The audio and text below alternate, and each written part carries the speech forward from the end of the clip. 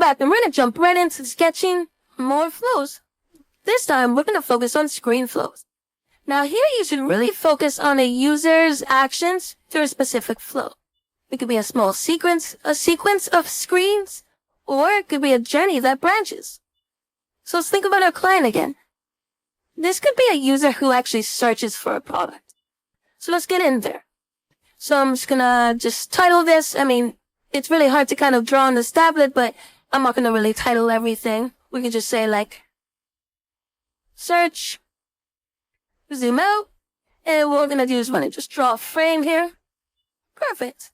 Once again, not really worrying about the details here, but we're gonna just focus on how does a user complete this flow properly? How do they achieve their goal of finding a product? What I'm gonna do is, I think, they'll come to the home page and they may access our search bar. There may be a navigation. I'm not sure what those navigation items are just yet, but this is what the makeup of the page is thus far. After they interact with that, the next sequence is a user sees results. So, pardon my messiness, but that's okay.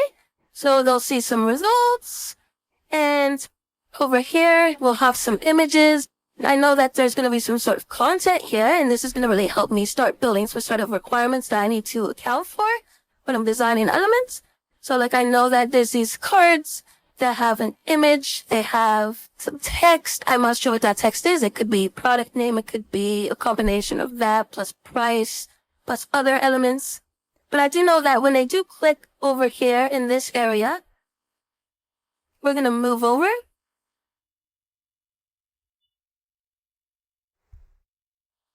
Step 3 would probably be something like a product description. So we'll just write item. So, you don't need to copy exactly what I'm doing. I really urge you to think outside the box, take some time to just sketch out. You can use a tablet, whatever really works for you. The item description, start to really think about some of the content that's going there. It could be like a name. Let's get in there and start writing a little bit of content.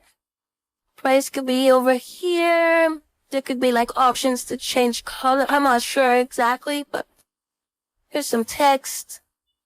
And then maybe there's like a button sticky to the bottom. This is like add to cart. Just double tap with 2 fingers in concept and you'll be able to actually just go back. So if I go like this, double tap. Perfect. Next step. They've clicked that button. They've added that to their cart. Step 4. Actually, you know what? If they add that to the cart, they found the item, they'll probably just go to the cart and, we'll end the flow right here. I think we can actually start thinking about alternate scenarios. So they've added their item to a cart. Perfect.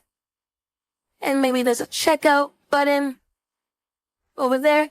Another interesting thing is we start thinking about different things like hierarchy. So if navigation's sticky to the bottom, maybe we start using that for primary buttons and start sticking other things to the top, which are a little bit more harder to access on mobile. Just different things we're starting to think about in terms of like page hierarchy.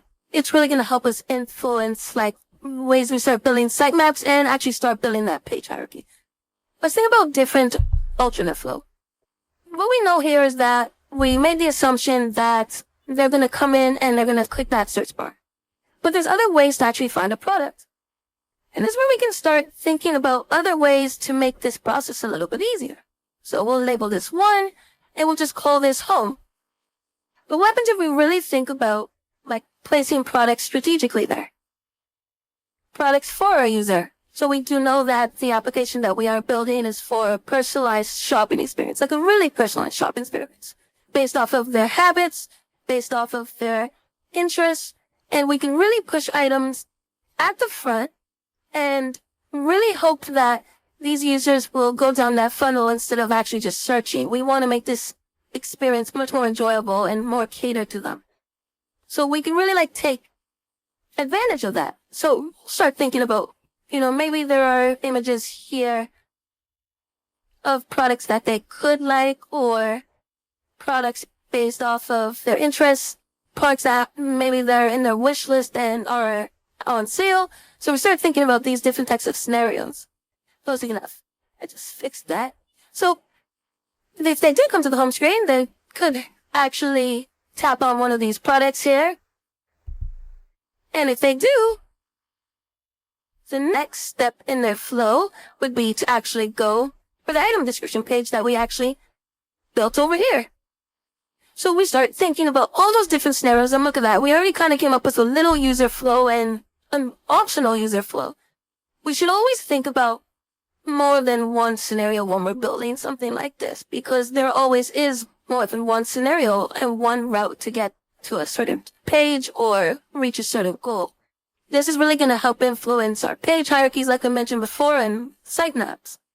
That's how you draw screen flows.